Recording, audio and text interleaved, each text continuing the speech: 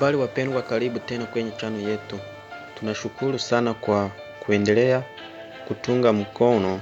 Leo tumewaandalia simulizi ya kusisimua kuhusu ndoa, upendo, uaminifu, saliti na maamuzi yanayoweza kubadilisha maisha ya familia.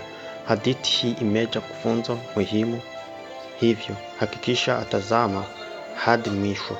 Kama bado hajabonyeza kitufe cha subscribe, fanya hivyo sasa hivyo. Pia bonyeza like na ushikili video hii na marafiki zako. Mwanzo wa hadithi. Katika jiji kimoja waliishi wanandoa. Walipendana sana. Juma na Amina walikuwa wamejenga familia nzuri, ni walibarikiwa kupata watoto wawili kwa muda mrefu. Walionekana kuwa mfano wa ndoa bora.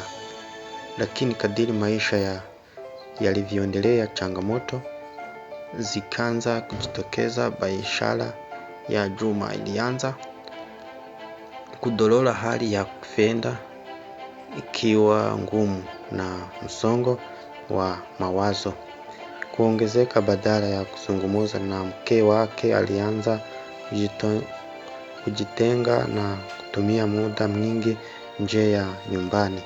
Amina alihisi upendo wa mume wake unapungua.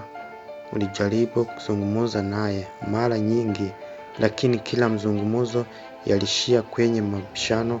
Hali hiyo ilifanya watoto nayo waanze kuathirika. Migogoro inaongezeka. Siku moja jirani alieneza uvumi kwamba Juma una uhusiano na mwanamke mwingine. Habari hizo zilimuumiza sana Amina. Hakutaka kuamini mara moja, lakini tabia ya Juma ilizidi kumtia mashaka. Juma naye alihisi kuwa mke wake ameweza. Alikuwa amebeba mzigo mkubwa wa tatizo ya kazi, lakini hakuwahi kueleza nyumbani. Kimya chake kilitafsiriwa vibaya. Migogoro iliongezeka. Kila mmoja alianza mwenzake ndaye mwenye kosa. Badala ya kutafuta suluhisho, walizidi kulaumiana. Hatua na badiliko. Baada ya muda, wazee wa familia waliwakutanisha na kuwashauri. Waliwaambia kwamba hakuna ndoa isiyokuwa na changamoto, lakini ndoa hudumu pale wanandoa wanapokuwa tayari kusikiliana na kusameheana. Maneno hayo yaliwagusa sana. Walianza kuzungumza kwa utulivu. Juma alikiri makosa yake ya kutofungua moyo, huku Amina naye akakubali kuwa aliharakisha kuamini uvumi bila kudhibitisha ukweli.